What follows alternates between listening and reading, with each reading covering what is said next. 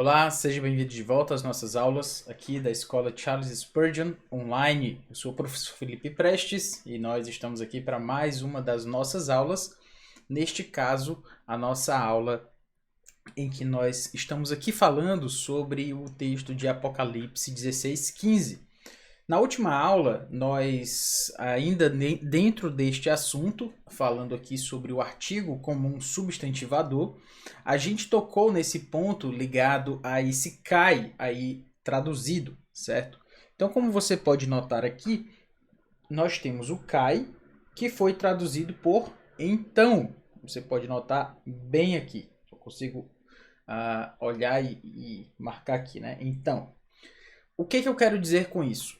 O cai, normalmente traduzido como também ou e, a gente acabou traduzido como, no caso atualizada, traduziu como então. Por quê?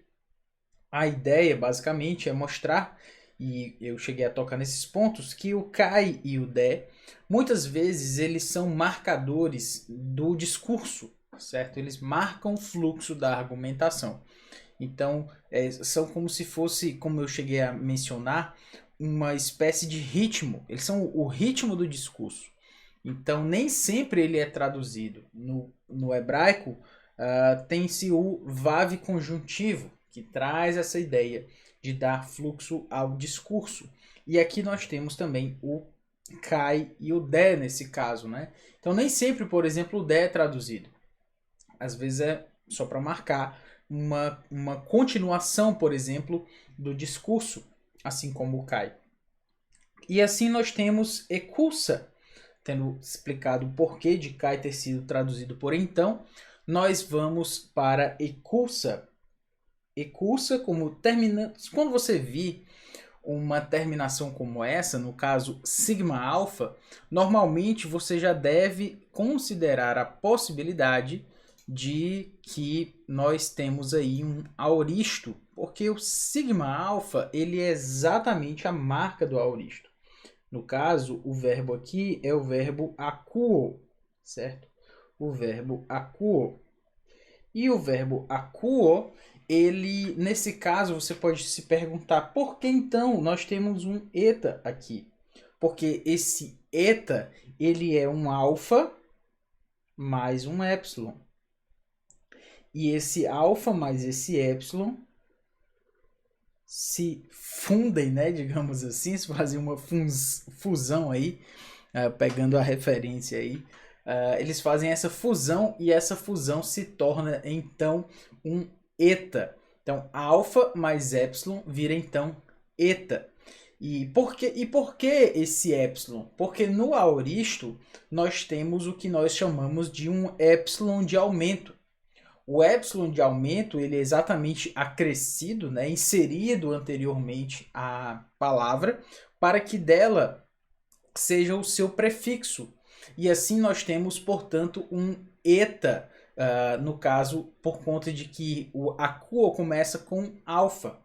Quando nós temos, por exemplo, uma outra palavra que começa com, por exemplo, consoante, então simplesmente se acrescenta o epsilon. Mas quando se começa com vogal, então esse epsilon de aumento ainda precisa aparecer, porque essa é a marca do aoristo. Como é que ela vai aparecer se ele já começa com uma vogal? Exatamente através do caminho de se alongar a letra, neste caso, do alfa, ele recebe esse epsilon, se alonga, então vira um eta, certo? E além disso, nós temos o sigma alfa, certo? Essa é a marca do aoristo, o epsilon e o sigma alfa. Se você vir um epsilon mais um sigma alfa, então isso significa que é um aoristo, certo? Uma dica aí exatamente com relação à forma, né, a morfologia dos verbos. Isso se aplica ao primeiro aoristo. O segundo aoristo ele já é uma forma um pouquinho diferente, né? Balo, por exemplo, leva um segundo aoristo. Nós temos outros verbos que tomam o segundo aoristo, mas para o primeiro aoristo ele é assim que é formado. Então, nesse caso, ecursa, traduzido então por ouvir. aliás, então ouvi, caeculsa, e aí nós temos tu angelo. Tu angelo. Interessantemente, você vai notar que quem ouve algo, né? Ouve algo, ouve alguém. Mas neste caso, se ouve algo, ouve alguém, a gente espera que o que vai receber isso será um objeto direto. E sendo, portanto, objeto direto, normalmente a função sintática de objeto direto para o grego é uma função com relação ao caso acusativo. Mas neste caso, ele foi esse objeto direto, ele foi tomado aí pelo genitivo, do angelo. Então é até algo interessante de você notar que nem sempre o objeto direto do verbo vai ser necessariamente um acusativo. É claro que o acusativo é o caminho comum, né? O caminho padrão, digamos assim. É a partir de onde a gente vai esperar que ele seja traduzido. Porém, que ele seja usado, melhor dizendo, o objeto direto. Porém, em algumas outras circunstâncias, o genitivo vai ser utilizado ou outros casos. Neste caso aqui, eu acredito que está ligado à ideia do verbo akuo. Eu acredito que o verbo akuo normalmente não toma necessariamente o objeto direto do acusativo, certo? Seria algo, inclusive, de se considerar. Posso, inclusive, ver isso aqui agora. O verbo akuo é um verbo, inclusive, muito importante de você lembrar, porque ele aparece 428 vezes no Novo Testamento. Então, não é pouca coisa, né? Digamos assim, a quantidade de vezes que o verbo akuo aparece. Então, por isso é importante que nós lembremos dele.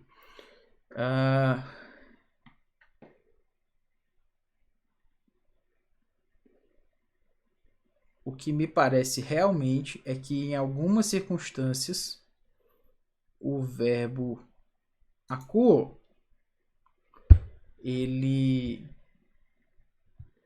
é traduzido muitas vezes, aliás, ele toma o objeto direto a partir do genitivo. Nós temos lá em Marcos 13:7, quando porém ouvides falar de guerras. Então, quando ouvires falar sobre guerras, por exemplo, né? Então, no caso aí, por isso ele é utilizado a partir do genitivo. Exatamente. Quando nós temos... E todos os que o ouviam, muito se admiravam da sua inteligência. Isso é Lucas 2,47. E isso lá em Lucas 2,47 é também um texto que fala sobre que esse o ouviram, eis que todos o ouviam. Pantes roi acuntes autu. Então todos que ouviam a ele, certo? Então nesse caso, esse autu está no genitivo. Então exatamente o verbo akuo, ele toma o genitivo. Esse é o padrão dele, pelo que nós podemos perceber. Lucas 6,18, que vieram para o ouvirem, novamente. Roi euthon, que vieram. Lucas 6,18, acusai autu, para ouvir a ele, né? Ouvi-lo. Novamente, o objeto direto no português, né? Como a gente tem, mas ele é tomado a partir do genitivo. Lucas 6,47, todo aquele que vem a mim e ouve as minhas palavras. Ouve as minhas palavras. Essa ouve as minhas palavras é akuon multologon. Akuon basicamente akuon.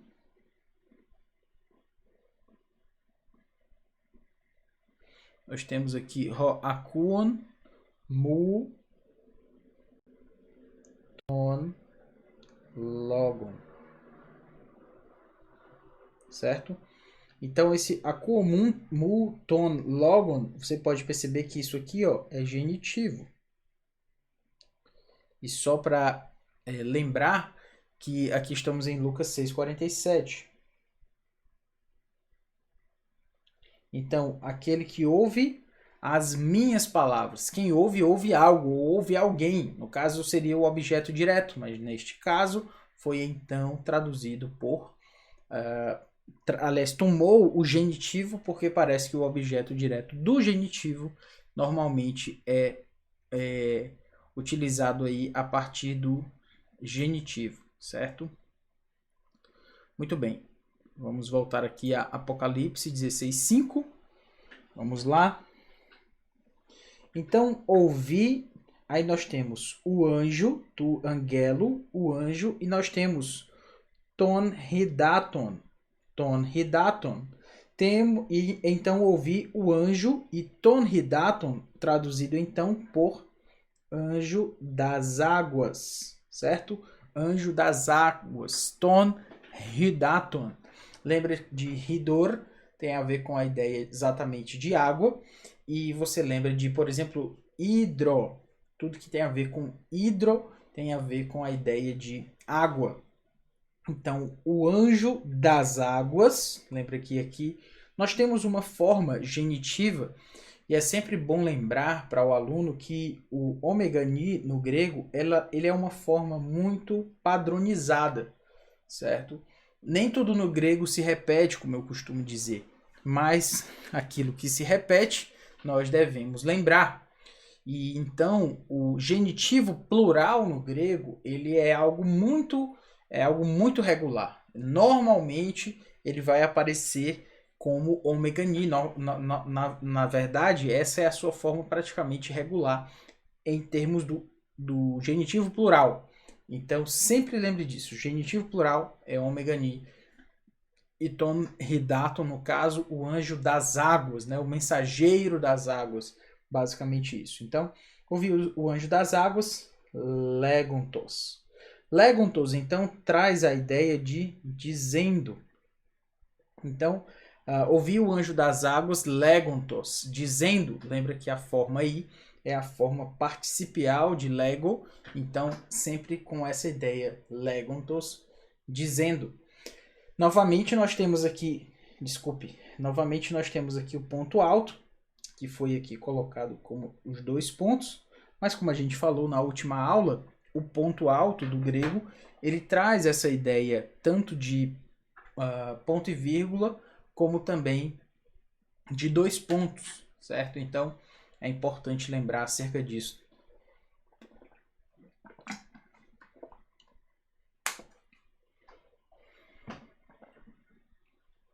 É importante também lembrar sobre isso. Então, dizendo, e aí nós temos dikaios ei, que é dikaios ei. Lembra que o dikaios significa justo, e o ei, não se confunda, certo? Porque nós temos o ei, deixa eu colocá-lo melhor aqui, nós temos o ei com aspiração branda, e nós temos o ei com aspiração branda e o acento. Qual é a diferença, professor, desse acento aqui? É que esse ei com a aspiração branda e o acento, esse acento aqui tá difícil. Beleza. Esse ei com acento, esse ei aqui sem acento, ele é o nosso si. É a condicional. E o ei com aspiração branda e o nosso acento circunflexo no grego, ele significa és, tu és. Ou seja, é o verbo ser na segunda pessoa do singular. Tu és, tu és. Então, é bom lembrar disso porque o ei é uma partícula condicional e ele aparece várias vezes. Então, para que não se confunda, é importante marcar essa diferenciação. Então, dikaios ei, tu és o quê? Tu és ei, tu és dikaios, tu és justo, certo? Lembra, a palavra dikaios é uma palavra muito importante, né? Você lembra, por exemplo, de dikaiossi, né? Exatamente a ideia de justificação que a gente tem a partir do Novo Testamento. É uma palavra bem teológica, bem importante. Então, dikaios é o adjetivo, significa justo. Então, dikaios ei, tu és justo. E aí nós temos hoon novamente. Hoon, tu és justo. Tu que és. Perceba que aqui a atualizada trouxe o tu que és, certo? Mas esse tu, basicamente, ele não está aqui. Não está literalmente no texto original. Ele está, na verdade, atualizado, está adaptando exatamente a partir do se anteriormente, né? Do se ei, do és, como você vê aí, dikaios ei, tu és. Então, esse és, ele é marcado exatamente a partir da segunda pessoa do singular. Portanto, para a tradução, a atualizada, digamos assim, traz essa ideia do tu como esse tu que és, mas literalmente seria tu és justo, aquele que é. Por quê? Porque nós temos o ro, nós temos o artigo, mais a forma participial do eimi, no caso aí roon. Então, tu que és, foi traduzido assim, mas poderia ser traduzido como tu és justo, aquele que é. Mas nós temos kai e agora sim, o kai foi traduzido como i, como normalmente é feito. Hoen. Lembra que o hoen, ele traz a ideia do verbo exatamente, né? Um verbo é um verbo finito, né? Um verbo que toma sujeito, mas neste caso foi ligado a um artigo. Então, novamente, nós temos um artigo mais um verbo finito. E sendo assim, foi traduzido, portanto, como aquele que era, certo? Então, e que eras. Tu és justo, tu que és, e que eras. Roen, tu que eras. Ok? Então, poderia também ser traduzido como aquele que era. Lembrando que o artigo, ele subjetifica nesse caso, né? Ele traz, ele individualiza e conceitualiza a questão do verbo a partir da sua função sintática. Logo adiante nós temos rócios, ou rócios. Rócios. A ideia de rócios é basicamente, como nós temos aí, a ideia de santo, mas também de piedoso, de justo, certo? É uma palavra que não aparece tantas vezes no Novo Testamento, até porque normalmente a gente sabe da palavra hagios, ou hagios, que traz a ideia de santo, é uma palavra mais comum, certo? É um adjetivo mais comum, mas nesse caso foi utilizado rócios, e exatamente aparecem a palavra em 8 ocorrências, certo? Então ela aparece 8 vezes no Novo Testamento.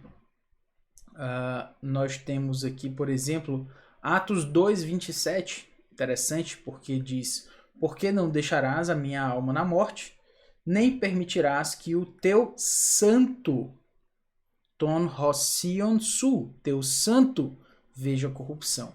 Então, assim, a palavra é traduzida.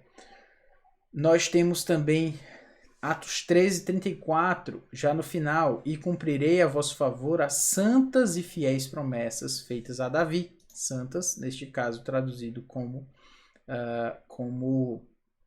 Rocio, a partir de Rocion. E novamente em 13:35, Atos ainda, nós temos: por isso também diz em outro salmo, não permitirás que o teu santo, novamente, ten Rocion, no caso, ton Rocion su, teu santo, veja corrupção. Interessante notar que são as duas referências ao salmo. 1 Timóteo 2:8, quero, portanto, que os varões orem em todo lugar, levantando mãos santas. Rocios, pairontas, levantando, rocios reiras. Então, levantando mãos santas. Tito 1:8, antes, hospitaleiro, amigo do bem, sóbrio, justo, piedoso. Olha aí. A palavra piedoso, neste caso, é traduzida a partir da palavra rocios. No caso aqui, rocio, porque está na forma acusativa. Bem interessante isso. Hebreus 7:26, com efeito, nos convinha um sumo sacerdote como este, santo, inculpável, sem mácula. Então a ideia de santo é a ideia, como você pode perceber aí, de rocio. Então, voltando aqui agora, a gente estava aqui basicamente no texto de Hebreus 7, né? Quando tem com efeito nos convinha um sumo sacerdote como este, santo e inculpável, Osios Akakos. Então, esse santo aí é traduzido por Osios. E por último, Apocalipse 15:4, quem não temerá e não glorificará o teu nome, ó Senhor? Pois só tu és santo. Hoti monos rocios. Monos somente, né? Então, rocios, tu és santo, ok? E, obviamente, né? Apocalipse 16:5, que é esse texto em que nós temos tratado. É uma palavra interessante, a qual podemos considerar essa palavra rocios, exatamente porque, rocios, desculpe, porque ela marca a ideia de santo, mas de uma forma bem especial, já que hagios é uma possibilidade, seria uma possibilidade para ser utilizada, e assim não foi. Então, ela é marcada, digamos assim. Tem um conceito, né, dentro da linguística, que é aquilo que é marcado e o que não é marcado. Aquilo que é não marcado é aquilo que é padrão, né? É o que por padrão se escolhe. Então, se aquilo é por padrão escolhido, isso não recebe uma ênfase direta. Mas se nós temos uma palavra que normalmente não é marcada, aliás, que é marcada, ou seja, uma palavra que não é padrão, então essa palavra normalmente recebe alguma ênfase, porque não foi a palavra que normalmente se utilizou outra. Então, Rocios é uma palavra sim, por isso eu chamei a atenção para ela. Gente, é assim que se faz estudo de palavras. Certo? É assim que se faz estudo de palavras. Quais são as palavras que a gente tem que estudar? Inclusive, isso é um assunto inteiro de aula. Como fazer estudo de palavras. Normalmente as pessoas não sabem fazer estudo de palavras. Normalmente elas acham que estudo de palavras é feito através de quase de uma adivinhação. Você vai escolher as palavras, não tem que ter uma metodologia para você escolher as palavras que você vai estudar. Você não pode escolher todas as palavras. Quais são as palavras que eu vou estudar aqui? Digamos que eu vou fazer a exegese em Apocalipse 16, versículo 5. O versículo 5 faz parte da minha perícope. O que é que eu tenho que estudar de palavra aqui? Bom, eu vou estudar ecusa, ouviu. É um verbo um tanto comum, a gente viu que ele aparece mais de 400 vezes. Então, possivelmente não vai ser o caso, e provavelmente não vai ser o caso de você analisar ecusa, mas aí você tem Rocios. Rocios é uma palavra interessante, aparece só 8 vezes. Então essa é uma indicação de que essa palavra vale a pena ser estudada, certo? Essa é uma palavra que vale a pena você considerar. É assim que nós fazemos exegese.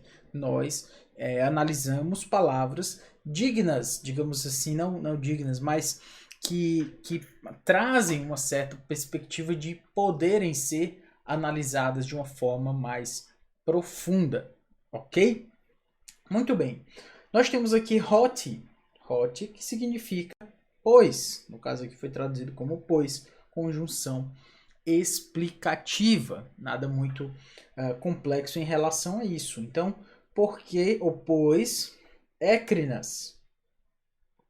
Écrinas tem a ideia de julgaste. Então, pois julgaste estas coisas, certo? Julgaste estas coisas. Écrinas, julgaste, e aí temos tauta, que é estas coisas. Lembrando que esse tauta, como você pode ver, ele é um pronome demonstrativo e como tal, ele está aí utilizando o neutro plural. E sendo assim, neutro plural, ele traz a ideia de estas coisas. Normalmente essa construção vai trazer essa ideia, né, de estas coisas. Tauta, sozinho, tem a ver com estas coisas. Essa é uma construção bem comum do grego também, ok?